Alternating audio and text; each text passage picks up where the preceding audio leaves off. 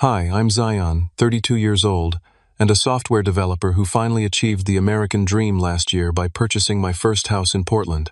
Nothing extravagant, just a modest two-bedroom place that I've poured my heart into making my own.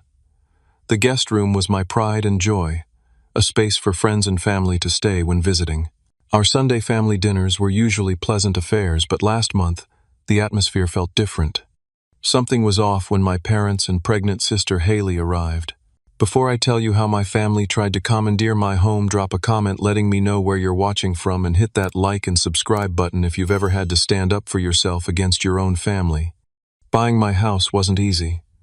For 3 years straight, I worked 60-plus-hour weeks, took on freelance projects, and sacrificed vacations and nights out to save for a down payment. I still remember the day my mortgage got approved, April 12th. I sat in my car outside the bank and cried. Real tears of joy. None of my friends owned property yet. In the current housing market, it felt like a minor miracle that I'd managed to pull it off before hitting my 30s. The house itself isn't anything spectacular by most standards, just 1,600 square feet, with a small yard backing up to a wooded area that gives the illusion of more space. The kitchen needed updating, and the bathroom had that distinct 80s vibe with powder blue tiles, but it was mine. Every squeaky floorboard and drafty window belonged to me, not some landlord who could raise the rent on a whim. That guest room, though, that was something special. I'd invested more in that room than any other part of the house. A quality queen-sized bed with a memory foam mattress, blackout curtains, a small writing desk by the window overlooking the backyard, and a smart television mounted on the wall. I'd even installed built-in shelves and filled them with books and small mementos that reflected my personality, but weren't so personal that guests would feel like they were intruding. The walls were painted a calming sage green, a color that my friend Thomas, who works in interior design, assured me would make people feel welcome and relaxed. My relationship with my family has always been close but complicated. My parents, Gerald and Martha, are good people who worked hard their whole lives. Dad spent 30 years at the same manufacturing company, and Mom was an elementary school administrator. They provided well for us, but emotional nuance wasn't their strong suit. From early on, there was a clear dynamic. I was the responsible one, and my sister Haley, 3 years younger, was the free spirit. This dynamic meant different expectations. When I got a B on a test, there were questions about why it wasn't an A. When Haley got a C, there was celebration that it wasn't a D. When I wanted to go to a concert in high school, I needed to present a detailed plan, including transportation and emergency contacts. When Haley wanted the same, she just had to promise to be careful. I don't resent my sister for this.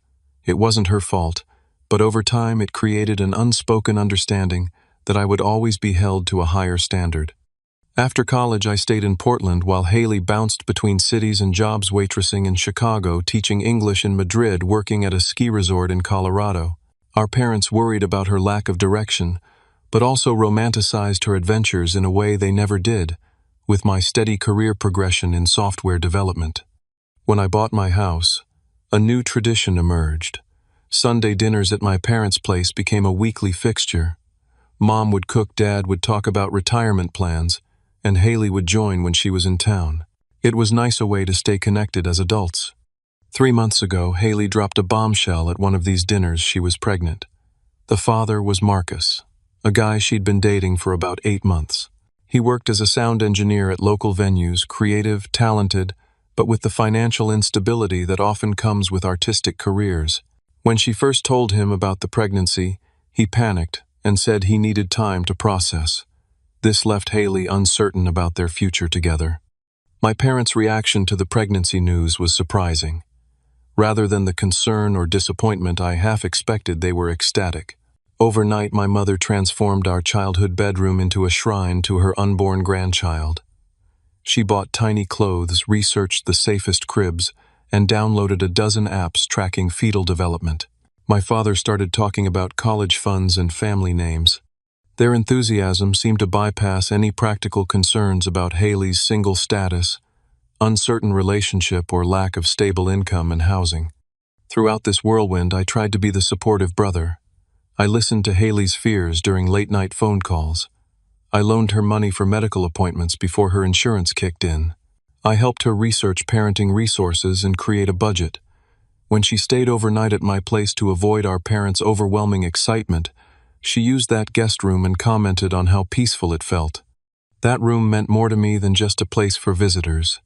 It represented achievement, independence, and the kind of adult I wanted to be, someone with the means and space to welcome others properly. I had plans to eventually convert part of it into a home office as my remote work became more permanent. The room symbolized both my present success and my future potential. In the weeks following Haley's pregnancy announcement, our Sunday dinners took on a new focus. Every conversation somehow looped back to the baby. My mother brought paint swatches and crib catalogs. My father talked about installing better safety features in Haley's apartment.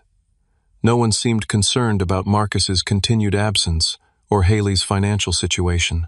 When I gently raised these practical matters, I was told not to rain on the parade or worry so much. The pattern established in our childhood, continued Haley's life, was approached with optimistic faith that everything would work out, while I was expected to be practical about everything except Haley's situation. The Sunday that changed everything started normally enough.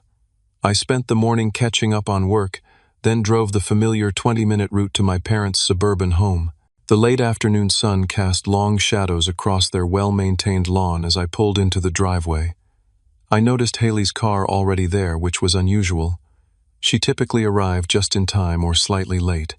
Walking up to the house, I felt an undercurrent of tension before I even opened the door. Call it intuition, or just years of experience reading my family's moods, but something felt off. The usual sounds of my mother bustling in the kitchen, or my father watching sports in the living room, were absent. Instead, there was a strange, expectant quiet.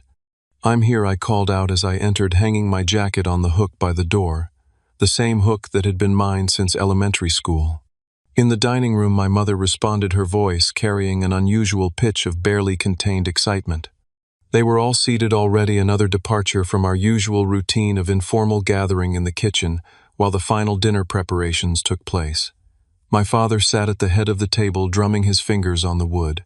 My mother was arranging flowers in a vase I hadn't seen before. Haley sat with her hands folded over her slightly rounded belly, wearing an expression I couldn't quite read, somewhere between nervous and apologetic. "Am I late?" I checked my watch, confused by the formal setup. "Right on time," my father said, checking his own watch, as if confirming a scheduled appointment rather than a family meal. "We're just eager to get started. Your mother made pot roast." The table was set with the good china, the set reserved for Thanksgiving and Christmas, and there were candles unlit but positioned as if for a special occasion. My mother had prepared all my favorite foods: pot roast with carrots and potatoes, homemade rolls, and I could smell apple pie baking in the oven. It felt like a birthday dinner, except it wasn't anyone's birthday. As we began to eat, the conversation felt forced. My mother peppered Haley with questions about how she was feeling, if she was getting enough rest, if the prenatal vitamins were helping with her morning sickness. My father kept steering the conversation toward baby-related topics. Had Haley thought about names yet? Was she hoping for a boy or a girl? Did she want to know the sex before birth, or be surprised? Throughout this, Haley responded quietly, picking at her food more than eating it. Her typical animated storytelling was absent. She didn't make eye contact with me, which was particularly strange. I tried introducing neutral topics: a new project at work, a hiking trail I'd discovered near my house, a documentary I thought they might enjoy, but each attempt fell flat with minimal responses before someone circled back to the baby. My father checked his watch at least 5 times during the main course. My mother refilled Haley's water glass so frequently it became almost comical. The whole scene felt like bad community theater, everyone reciting lines without conviction while waiting for the main act. Finally, as my mother served the apple pie, my father cleared his throat with deliberate drama. He set down his fork, folded his hands on the table, and looked at me with what I recognized as his important announcement expression, the same look he'd worn when telling us about job changes or the time he'd decided to surprise my mother with a 20th anniversary cruise. "Zion," he began, his voice taking on a formal quality. "We've been thinking about the baby situation, and we've come up with the perfect solution."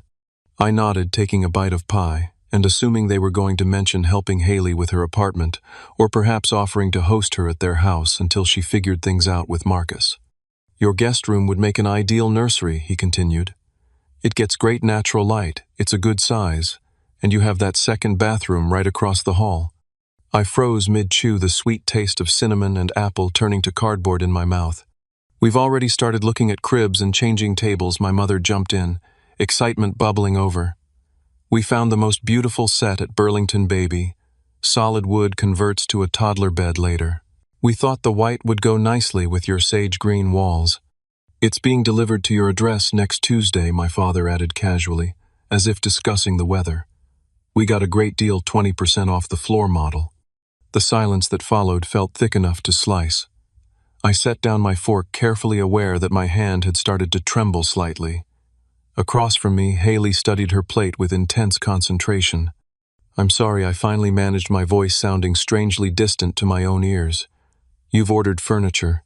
For my house. Without asking me. My mother waved a dismissive hand. We knew you wouldn't mind. You're always saying how that room doesn't get enough use. I've never said that, I replied, still struggling to process what was happening. Well, it doesn't, my father stated flatly. And Haley needs a place to stay until she gets on her feet with the baby. It makes perfect sense.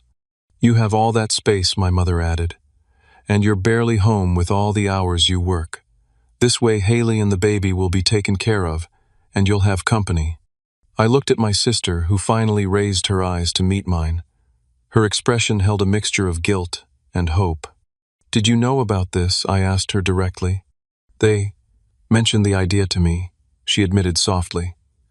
I told them we should talk to you first, but we knew you'd want to help your sister, my mother interrupted. Family helps family, Zion. That's how we raised you. The disconnect between their planning and my reality felt surreal. They had made decisions about my home, my personal space that I had worked so hard for without even a courtesy conversation. The assumption that I would simply accommodate their plan without question reflected a fundamental lack of respect for my autonomy. I think we need to back up here, I said, trying to keep my voice level. This is the first I'm hearing about any of this, and you've already ordered furniture to be delivered to my house. Don't make a big deal about it, my father said with a frown. It's just a crib and a few essential items. We'll help with the rest of what she needs. That's not the point, I countered, feeling heat rise in my face. The point is that you made a significant decision about my home without even talking to me first. We're talking now, my mother said, her smile faltering slightly. And it's all settled. Haley can move in next weekend. I've already packed most of her things from her apartment. The realization that this wasn't a suggestion but a fait accompli hit me like a physical blow. They weren't consulting me. They were informing me of a decision already made.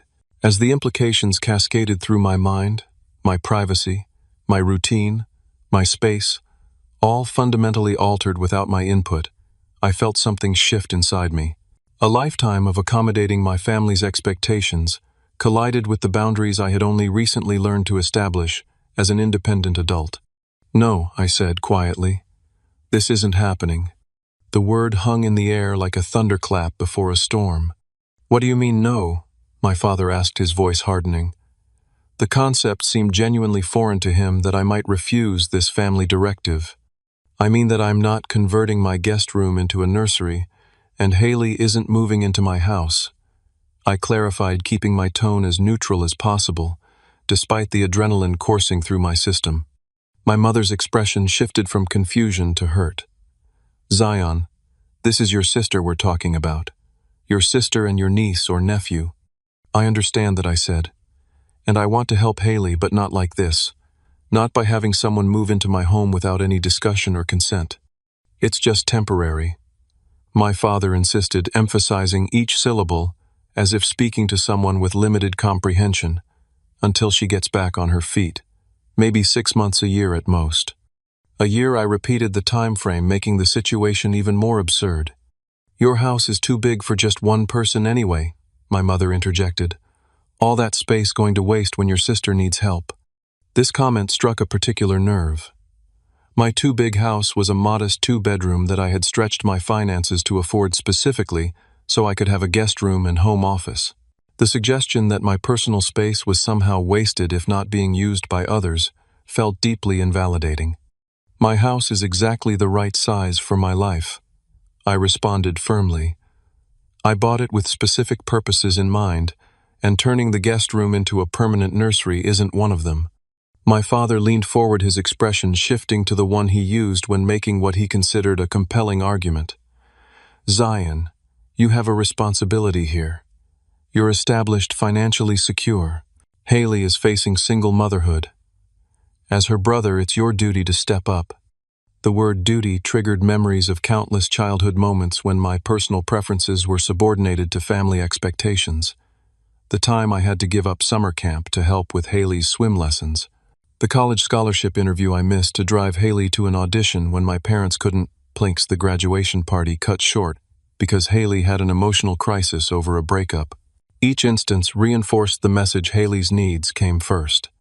I'm happy to help Haley, I said, turning to look directly at my sister, who had remained suspiciously quiet. But I need to hear from her. Is this what you want, Haley? Moving into my house was your idea? Haley fidgeted with her napkin, her eyes darting between our parents before settling on me. Not exactly, she admitted. Mom and Dad suggested it when Marcus and I started having problems. What kind of problems, I asked, realizing I hadn't heard much about Marcus lately. Haley sighed, her hand unconsciously moving to her baby bump. He's freaking out about becoming a father. Said he needs space to think about whether he can handle it. He's been staying at his friend's place for the last 2 weeks. This was news to me. Despite our regular conversations, Haley had downplayed the extent of the relationship troubles. I felt a surge of genuine concern for her situation, separate from the boundary violation at hand. I didn't know things had gotten that bad, I said more gently. Tears welled in Haley's eyes. I didn't want to worry you. And then Mom and Dad started making all these plans, saying how perfect it would be if I lived with you, how you could help with the baby while I figured things out. Her voice trailed off.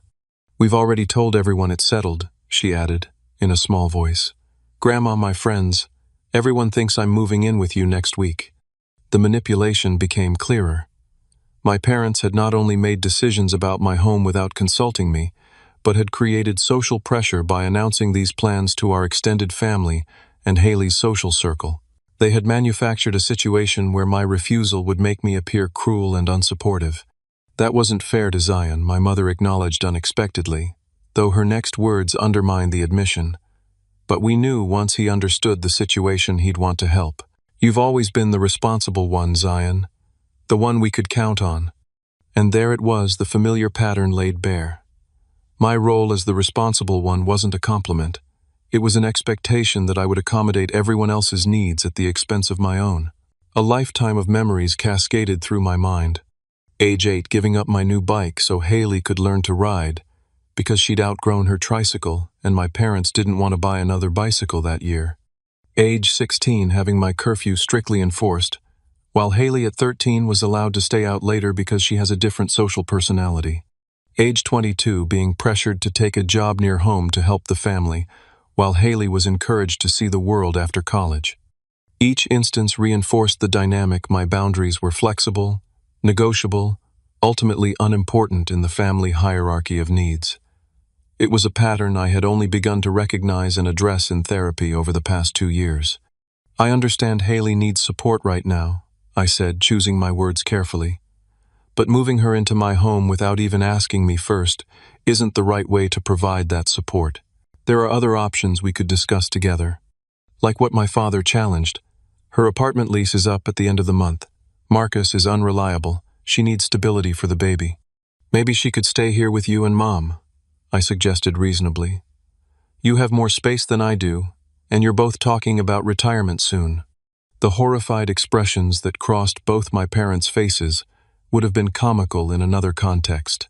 We can't have a baby in the house at our age, my mother protested. The crying, the sleep deprivation we're in our 60s. But you expect me to handle it while working 60-hour weeks, I asked, the double standard glaringly obvious. You're young, my father said dismissively. You can adjust better. Besides, my mother added, we already help by babysitting during the day when you're at work. We've got it all planned out. Their entire solution had been constructed without considering my input, my needs, or the practical reality of my life. They had decided what role I would play in this scenario without bothering to ask if it was a role I wanted or could sustain. "I want to help Haley," I repeated, turning to my sister. "I can help you find a new apartment, contribute to the security deposit, maybe even help with some monthly expenses until you get child support sorted out with Marcus. But I can't have you and a newborn moving into my house." Rather than appreciation for these offers of substantial help, my parents' expressions darkened with disapproval. The message was clear. Anything short of complete acquiescence to their plan was insufficient. "I never thought my own son would be so selfish," my mother said, quietly wielding the word like a weapon. My mother's accusation of selfishness hung in the air like poison gas, suffocating any chance of reasonable discussion. The familiar hot flush of shame, a physiological response, conditioned by years of similar accusations, whenever I prioritized my needs, crept up my neck. Wanting basic respect for my home and boundaries isn't selfish, I countered, struggling to maintain my composure. "It is when your sister needs you," my father shot back, his volume increasing. "This isn't some stranger asking for favors, Zion. This is family. Family should respect each other's boundaries," I insisted. "Family should have conversations before making major decisions that affect everyone." "Oh, so now we need formal permission to help your sister." My father's face had reddened, a vein visibly pulsing at his temple. "What happened to the values we raised you with? Family first, always." Haley abruptly pushed back from the table, her chair scraping loudly against the hardwood floor. Tears streamed down her face as she hurried from the dining room toward the bathroom down the hall. The sound of the door slamming punctuated her exit. "Now look what you've done," my mother hissed, throwing her napkin on the table. "Upsetting a pregnant woman. Are you proud of yourself?" The injustice of this accusation, when they had orchestrated this entire situation, ignited something in me. Years of swallowing my frustration to keep the peace threatened to erupt all at once. "I didn't upset her," I said, my voice shaking slightly. "This situation you've created is upsetting her, putting her in the middle of a conflict that could have been avoided with a simple conversation before you started making plans for my house." My mother stood and went after Haley, pausing in the doorway to deliver a parting shot. "I never thought I'd see the day when my son would abandon his own sister when she needs him most." Alone with my father, the tension in the room thickened. He leaned forward, lowering his voice as if sharing a confidence, though his tone remained harsh. "Here's what's really happening, Zion. The furniture delivery is scheduled for Tuesday at 10 in the morning. I've already given them your house key for access in case you're at work." The statement hit me like a physical blow. "You did what?" "The spare key you gave us for emergencies," he clarified, as if that made the violation any less severe. "It just made sense since you're at the office most days. You gave strangers access to my house without telling me." The boundary violation kept expanding in ways I hadn't imagined possible. He waved off my concern. "It's not strangers, it's the delivery service from Burlington Baby. Very reputable." My mind raced with implications. What else had they done without my knowledge? "Have you been in my house recently?" I asked, a terrible suspicion forming. My father's momentary hesitation confirmed my fears before he spoke. "We took Haley over last weekend to measure the room. You were at that work conference in Seattle. You entered my house when I wasn't home, without asking or even telling me." Each revelation felt worse than the last. "Don't be so dramatic," he dismissed. "We're your parents, not burglars. We were just helping Haley plan the nursery layout. She thinks the crib would look best under the window, but your mother is concerned about drafts." The casual way he referenced their trespassing and redesign plans for my home left me momentarily speechless. I struggled to process the multiple violations of trust and respect occurring simultaneously. "We even picked up some paint samples," he continued, oblivious to my mounting horror. "That sage green is nice, but something warmer would be better for a baby. Haley likes a pale yellow." "You're planning to repaint my guest room?" I asked incredulously. "Well, it won't be a guest room anymore," he stated, as if explaining something obvious to a child. "It'll be the nursery. Try to keep up, Zion." The condescension in his tone broke something in me. The careful restraint I'd maintained began to crumble. "This is insane," I said, my voice rising despite my efforts to stay calm. You can't just decide to renovate parts of my house without my permission. I own that house. It's my property, not a family commune. My father's expression hardened. Don't take that tone with me. We're trying to solve a family crisis here, and you're acting like we're imposing on you. This is your niece or nephew we're talking about. And I care about them, I insisted. But that doesn't mean surrendering my home and privacy without any say in the matter. Privacy, he scoffed. What do you need all that privacy for anyway? It's not like you're bringing home a different girl every weekend. The jab at my relationship status, I'd been single for about a year following a difficult breakup, felt particularly low. It also revealed another dimension to their plan. They saw my single status as making my space available for family use, as if being unmarried meant my home was somehow less legitimate, less mine. My relationship status has nothing to do with this, I said firmly, and it doesn't make my home any less mine. My mother returned to the dining room, her expression grim. Haley's lying down in her old room. Her blood pressure seems elevated. I hope you're satisfied. Before I could respond to this blatant guilt trip, she continued with what felt like a rehearsed speech. There's something else you should know, Zion. Your father and I have been talking, and we think it's only fair that you help with Haley's expenses for the baby. She'll need a lot of support, and since you're doing so well financially, the audacity left me momentarily stunned. Not only were they planning to move my sister into my house without permission, but they also expected me to financially support her and the baby. Let me get this straight, I said slowly. You want me to give up my guest room privacy and routine to house my sister and her newborn, and you expect me to help pay for the baby's expenses? Don't say it like that, my mother chided. You make it sound like a burden instead of a blessing. This is your family, your own flesh and blood. And what about my life? My choices? Don't they matter at all in this family? My father's face darkened. When you have a child depending on you, you'll understand that personal convenience takes a back seat.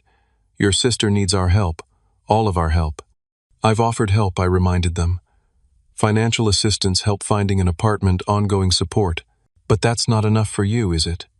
The only acceptable solution is the one where I sacrifice my home and autonomy. Now you're just being unnecessarily difficult, my father declared, his patience visibly evaporating. This isn't a negotiation, Zion. It's what's happening. The furniture arrives Tuesday. Haley moves in next weekend. If you really care about your sister, you'll stop making this harder than it needs to be. The ultimatum was clear: acquiesce to their plan, or be labeled selfish, uncaring, a bad brother. It was emotional blackmail, pure and simple. My heart pounded in my chest. Sweat beaded along my hairline. A familiar tightness constricted my breathing, the physical manifestations of the stress response that had become all too familiar in family conflicts throughout my life. In the past, this was the moment I would cave. The physical discomfort of conflict, combined with the emotional weight of their disapproval, typically led me to surrender my position to restore peace. I'd done it countless times before, swallowing my objections, accepting their decisions, adjusting my life to accommodate family demands while receiving minimal consideration in return. But something was different this time. Perhaps it was the therapy I'd been doing, learning to recognize and validate my own needs. Perhaps it was the hard-won independence represented by my home. Or perhaps it was simply that this boundary violation was so egregious, so fundamentally disrespectful, that acquiescence felt impossible. Whatever the reason, as I sat at my parents' dining table, the sight of so many family negotiations in which I'd come out the loser, I felt something shift inside me. A lifetime of bending to maintain family harmony had created a pattern that would continue indefinitely unless I found the courage to break it. No, I said again, the word feeling stronger on my tongue this time. This isn't happening. Not like this. My father's face flushed a dangerous shade of red. What did you just say? I said no. I repeated, surprised by the steadiness in my voice. I won't be part of this plan. It's my house, and I get to decide who lives there and how the rooms are used. After everything we've done for you, my mother interjected, her voice trembling with emotion. All the sacrifices we made, and this is how you repay us, by abandoning your sister when she needs you most. The accusation stung, but I recognized it for what it was: a manipulation tactic that had worked effectively in the past. This time I refused to take the bait. "I'm not abandoning Haley," I clarified. "I'm setting a boundary about my home. There's a difference." "Boundaries," my father spat the word like it tasted foul. "Where did you pick up that therapy nonsense? Family doesn't have boundaries, Zion. Family is there for each other, period. Healthy families respect each other," I countered. "They don't make major decisions about each other's lives and property without consultation. They don't enter each other's homes without permission or give keys to strangers." My mother's tears flowed freely now, a display that had historically guaranteed my immediate surrender. "I don't even recognize you anymore. What happened to my sweet boy who always put family first?" "He grew up," I answered simply. "He bought a house and established a life that deserves basic respect." My father stood abruptly, his chair screeching against the floor. "Enough of this nonsense. Here's what's going to happen. You're going to stop this selfish behavior and do what's right for your sister. The furniture arrives Tuesday. Haley moves in Saturday. End of discussion." His tone, the one that had settled countless childhood disagreements with its finality, no longer held the same power. I remained seated, meeting his gaze steadily. "No, Dad. Here's what's actually going to happen. I'm going to call the furniture store tomorrow and cancel the delivery. I'm going to change my locks, and I'm going to help Haley find alternative arrangements that don't involve moving into my home." The stunned silence that followed felt like the aftermath of an explosion. My father's mouth opened and closed without sound, like a fish suddenly finding itself out of water. My mother's tears abruptly ceased as she stared at me in apparent disbelief. "You would go that far," she finally whispered. "Change your locks to keep your own family out. To protect my boundaries." "Yes," I confirmed. "I shouldn't have to, but you've left me no choice by entering my home without permission and giving my key to strangers." My father found his voice now dangerously quiet. "If you do this, if you turn your back on your sister when she needs, you don't expect things to be the same between us." The threat was implicit but clear: fall in line or face family estrangement. It was the nuclear option, the ultimate leverage they believed would force my compliance. In that moment, standing at the precipice of potential family rupture, I felt a surprising calm. The anxiety that had been building throughout the confrontation receded, replaced by a clarity I hadn't anticipated. "I'm sorry you see it that way," I said. "I'm not turning my back on Haley. I'm offering substantial help that respects everyone's needs, including mine. If that's not enough for you, then maybe we do need some distance, until you can respect my boundaries." "Get out," my father said, pointing toward the door. "Get out of this house until you're ready to be part of this family properly." I stood slowly, feeling oddly detached from the drama unfolding. "I'll always be part of this family, Dad. But being family doesn't mean sacrificing my autonomy or allowing my boundaries to be violated." "Just go," my mother sobbed, turning away, as if she couldn't bear to look at me. I walked to the hallway, pausing outside Haley's childhood bedroom. After a moment's hesitation, I knocked gently. "Haley, it's me. Can we talk before I leave?" There was no response. After waiting a reasonable time, I called through the door. "I'll call you tomorrow. We'll figure something out, I promise." The drive home felt surreal. Streetlights blurred through unexpected tears as the adrenaline of confrontation gave way to the emotional aftermath. My phone buzzed repeatedly in my pocket, likely my parents continuing the argument via text, but I left it untouched until I was safely home. When I finally checked, the messages were exactly what I'd expected. From Dad: "Your behavior tonight was inexcusable. Your mother is devastated." From Mom: "How could you do this to Haley? She's crying because of you." From Mom again: "Call us when you're ready to apologize and do the right thing." Then, unexpectedly, a message from my aunt, my mother's sister. "Your mother just called me very upset, said you refused to help Haley with the baby. That doesn't sound like you. What's going on?" The family phone tree had been activated. Soon every relative would have heard a version of events casting me as the villain who refused to help his pregnant sister. The knowledge should have intensified my distress, but instead it reinforced my resolve. This pattern of manipulation through family opinion had worked in the past because I cared deeply about how I was perceived. Now I found myself caring more about standing firm in my truth than managing others' perceptions of me. I sent a brief reply to my aunt. "There's more to the story. I'll call you tomorrow to explain." That night, sleep proved elusive. I paced through my house, suddenly seeing it through new eyes, not just as my personal space, but as territory I needed to defend. The guest room, with its carefully chosen furnishings and peaceful green walls, now felt like a battlefield. I imagined it transformed against my will yellow paint, covering my chosen color baby furniture, replacing the desk where I sometimes worked, the quiet sanctuary, becoming a chaotic nursery. Around 3 in the morning, my phone rang with a call from Haley. I answered immediately. "Are you okay?" I asked. Her voice sounded congested from crying. "Number, everything's a mess. Mom and Dad are furious, and I'm caught in the middle." "I'm sorry about that," I said sincerely. "None of this is your fault." "Isn't it though?" she countered. "If I hadn't gotten pregnant, if I'd been more careful with Marcus." "Haley, stop. Your pregnancy isn't the issue here. The issue is Mom and Dad making decisions about my home without my input or consent." A long pause followed before she spoke again. "They really didn't tell you anything before tonight, did they?" "Not a word," I confirmed. "Did they let you believe I knew about this plan?" "They said they'd run it by you, and you were on board with the general idea," she admitted.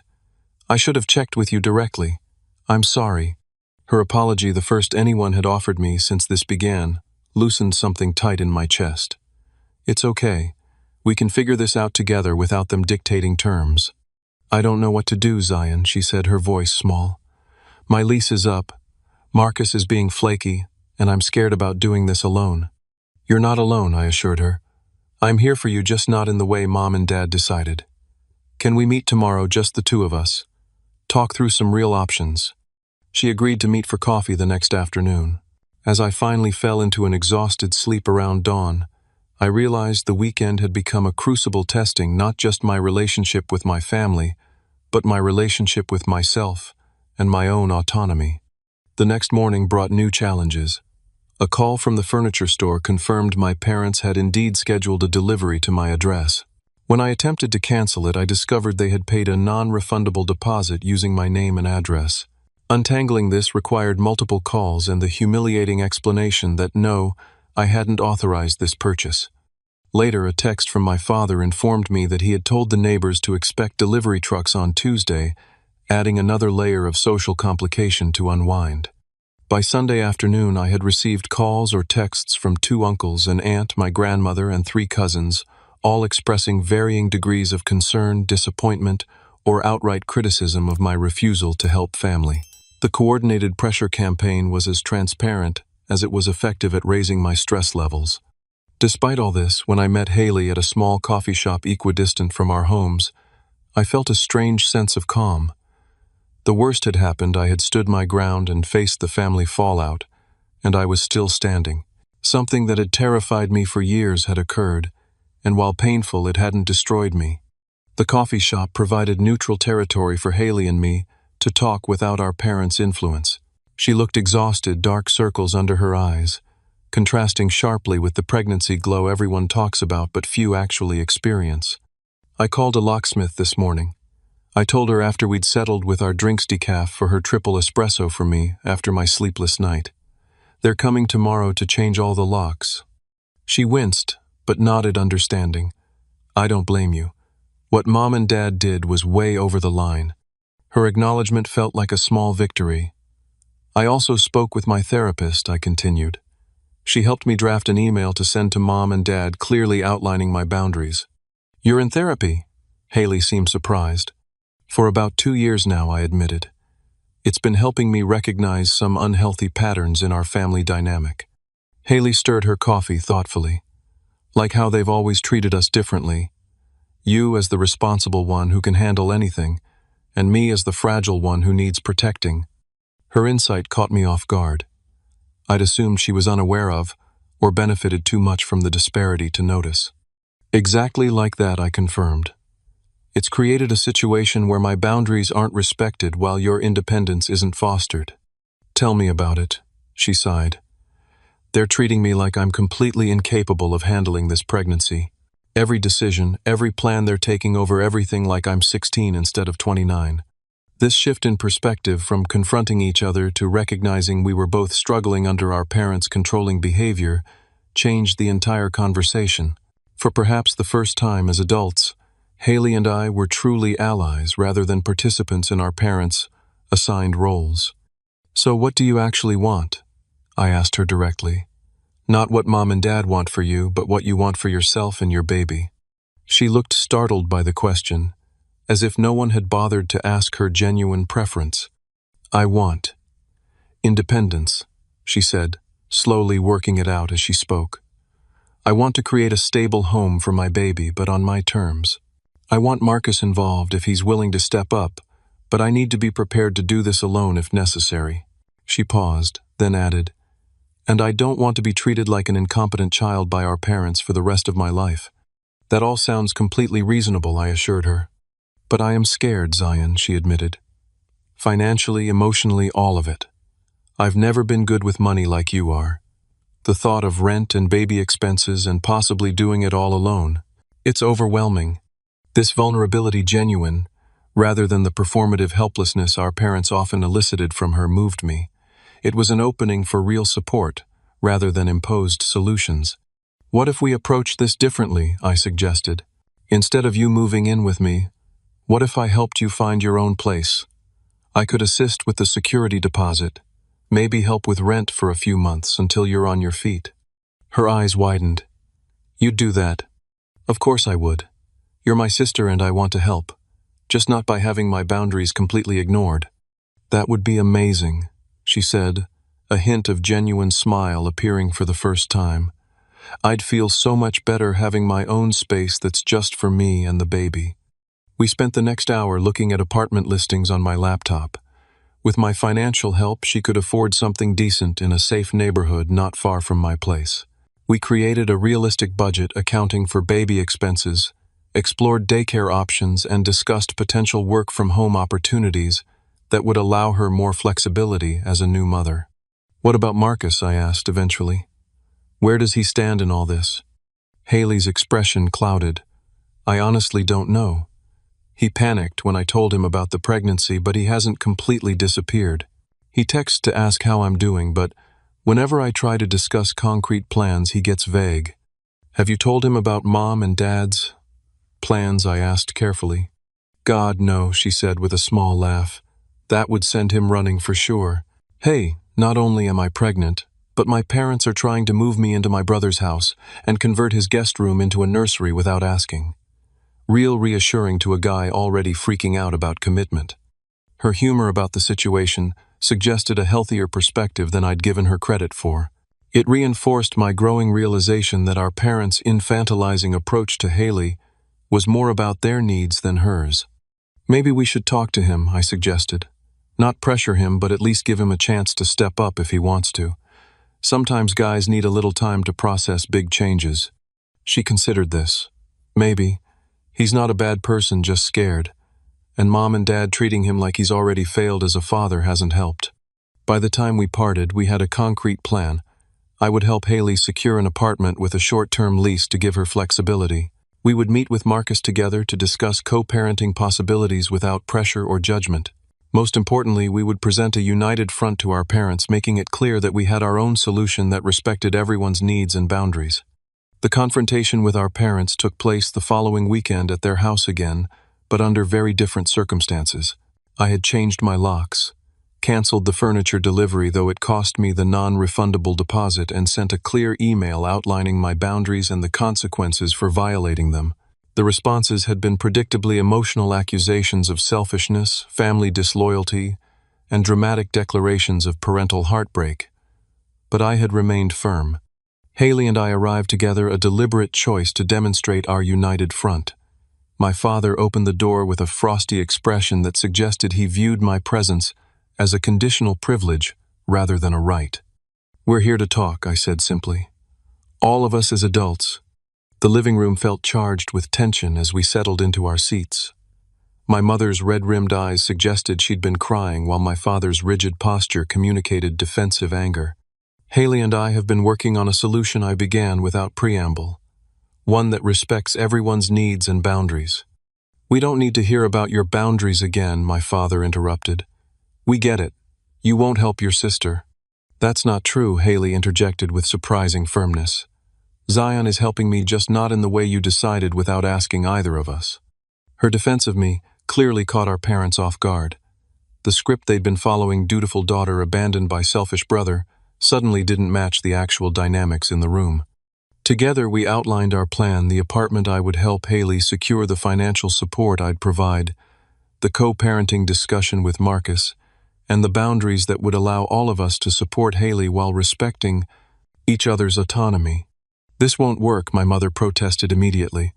"Haley needs family around her, not some impersonal apartment." "I'll be 5 minutes away," I pointed out. "Close enough to help, but with separate living spaces." "And I need my own place," Mom, Haley added. "I'm about to become a mother myself. I need to establish my own home, not move into someone else's." My father shook his head, unconvinced. "This is unnecessarily complicated. Our plan was simpler and more economical." "Your plan didn't consider what either of us actually wanted," I replied. "This solution addresses Haley's needs for support while respecting my home and privacy."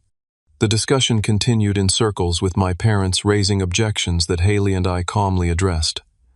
The breakthrough came unexpectedly from a source none of us anticipated. Halfway through the tense conversation, the doorbell rang. My mother answered and returned with Marcus, looking nervous but determined. "Sorry to interrupt," he said, glancing around at our surprised faces. "Haley texted me. You were all talking about plans for the baby.